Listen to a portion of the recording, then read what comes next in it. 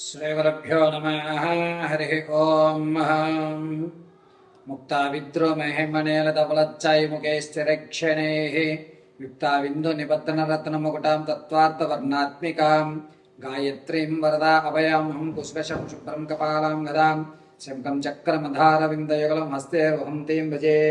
యో దేవసవిదాస్మాకం ధియో ధర్మధిగోచరః పరారయత్తస్యద్బర్గాసద్వరేణ్యముపాస్మహే.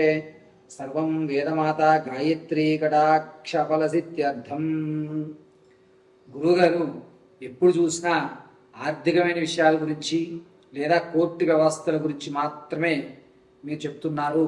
విద్యార్థులకి స్కూల్స్ ప్రారంభమయ్యాయి కాబట్టి కాస్త విద్యలో తక్కువగా ఉన్నవారికి, అదేవిధంగా చదివింది మర్చిపోవడము, ఇది వరకు బాగా చదువుతూ డల్ అయిపోవడము, ఉన్నట్టుండి తను మొత్తం తన యొక్క విజ్ఞానాన్ని అంతటినీ కూడా చాలా తక్కువ స్థాయిలో విడిచిపెట్టి చెడు స్నేహాలకు లోనయ్యి బాగా చదవడం వ్యక్తి సి గ్రేడు డి గ్రేడ్లోకి మారిపోతూ ఈ యొక్క రాశి ప్రభావాల ఫలితంగా ఏమన్నా వీరికి జరుగుతున్నాయా? మేషం నుంచి మీనం వరకు కూడా విద్యార్థులు ఎటువంటి మంత్రాన్ని రోజు పఠించుకోవడం వల్ల విద్యలో మెరుగైనటువంటి స్థితిగతులు కలుగుతాయి. వీరు ఏ దేవతారాధనలు చేయడం వల్ల విద్య అనేటువంటిది అభ్యసిస్తుంది.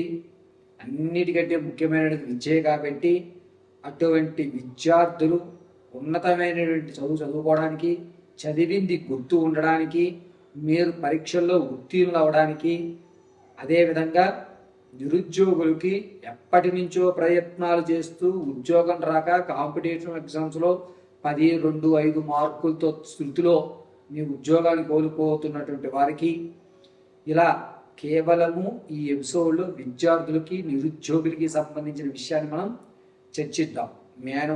మేషం నుంచి మీనరాశి వరకు కూడా ఏ రాశి వారు ఎటువంటి ఆరాధన చేయాలి, ఎటువంటి నియమాలు పాటిస్తే ఉద్యోగ ప్రాప్తి, అదేవిధంగా విద్య చక్కగా అభ్యసించడం అనేటువంటి పూర్తి విషయాన్ని ఇప్పుడు మనం చర్చించుకుంటూ అసలు విద్యార్థుల్ని ఉన్నతంగా తీర్చిదిద్దాలంటే చదువుని ఎప్పుడు చదువుకోవాలి, ఏ సమయంలో చదువుకోవాలి అనేటువంటి విషయాన్ని కూడా పూర్తిగా మనం చర్చిద్దాం.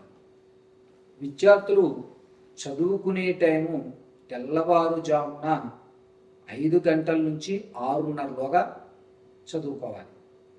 ఏ విధంగా చదువుకోవాలి అనేది ప్రతి రాశి వారికి కూడా చదువుకునేటువంటి సమయాన్ని మీకు చెప్పడం జరుగుతుంది. మంగళం. శ్రీగురుభ్యో నమః. హరి ఓం.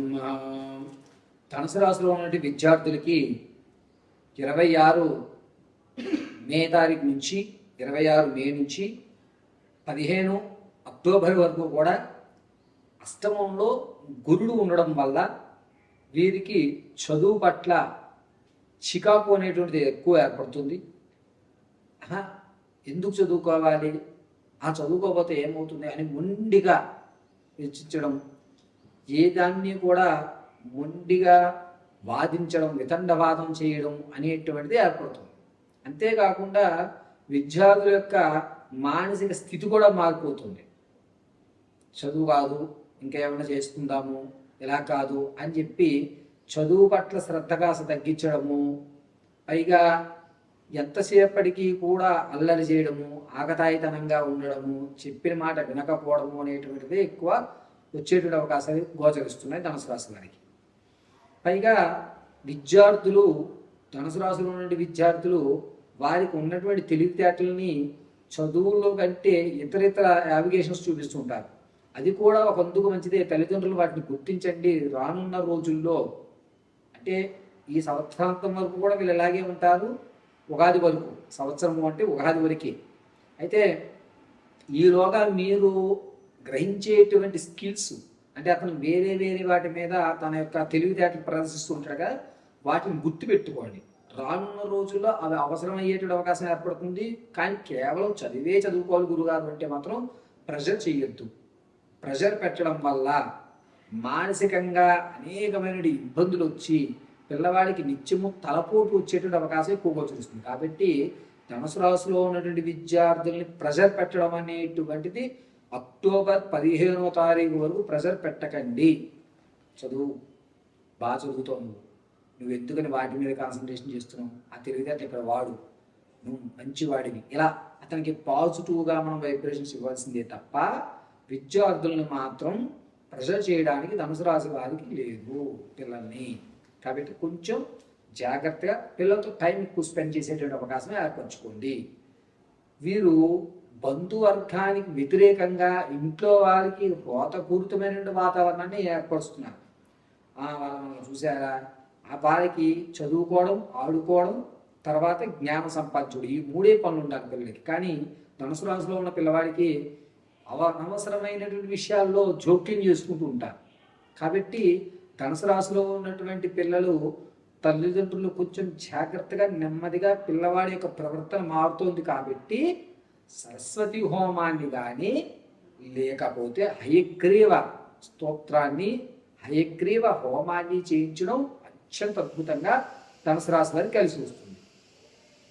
లేదా మీరు ప్రతిరోజు కూడాను మహాభారతం పుస్తకానికి, మహాభారతమే భగవద్గీత కాదు, మహాభారతం పుస్తకానికి పిల్లవాడి చేత పసుపు పుష్పం పెట్టించి ఒక్కసారి నమస్కారం చేయించుకుని పిల్లవాడిని తన పని తను చేసుకోమన్నాడు.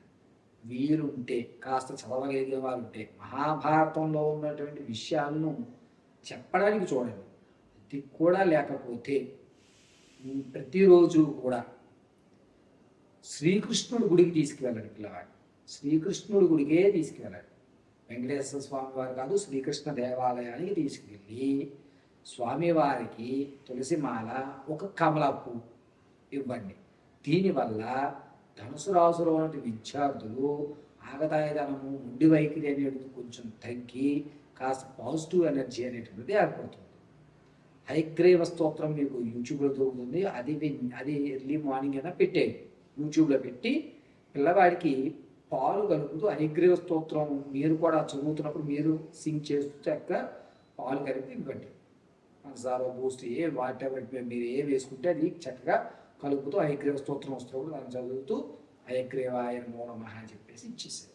ఇలా చేయడం వల్ల ధనుసు రాశిలో విద్యార్థులు కాస్త కలిసి వస్తుంది. ఇక నిరుద్యోగుల విషయానికి వస్తే కనుక నిరుద్యోగులు ఈ ఏడాదిలో గురుడు కాస్త ఇబ్బందిదాయకమైన వాతావరణంలో ఉండడం వల్ల ఉద్యోగ ప్రాప్తి అనేటువంటిది అందుకోవడం కాస్త కష్టమే. వీరు కూడా మహాభారతాన్ని, ఆ పుస్తకాన్ని పసుపు పుష్పం పెట్టడం కానీ, లేదా ఖచ్చితంగా వీరు నిరుద్యోగులు ఖచ్చితంగా శ్రీకృష్ణుడి దేవాలయంలో ఒక తామరపు చేతిలో పట్టుకుని శ్రీకృష్ణ పరమాత్మనే నమో నమః, శ్రీకృష్ణ పరమాత్మనే నమో నమః అని 54 సార్లు చెప్పు స్వామి పాదాల దగ్గర పుష్పాన్ని సమర్పించుకుంటారండి. దీనివల్ల మనకి పాజిటివ్ ఎనర్జీ వచ్చి ఖచ్చితంగా మీరు నవంబర్ 2వ వారంలో ఉద్యోగ ప్రాప్తిని పొందుతారు. ఇది ఖచ్చితం. మరిన్ని విషయాలు తెలుసుకోవడానికి కింద స్క్రోల్ నెంబర్ సంప్రదించండి. పూర్తిగా మీ విషయాలన్నీ కూడా వివరించి చెప్పడం జరుగుతుంది.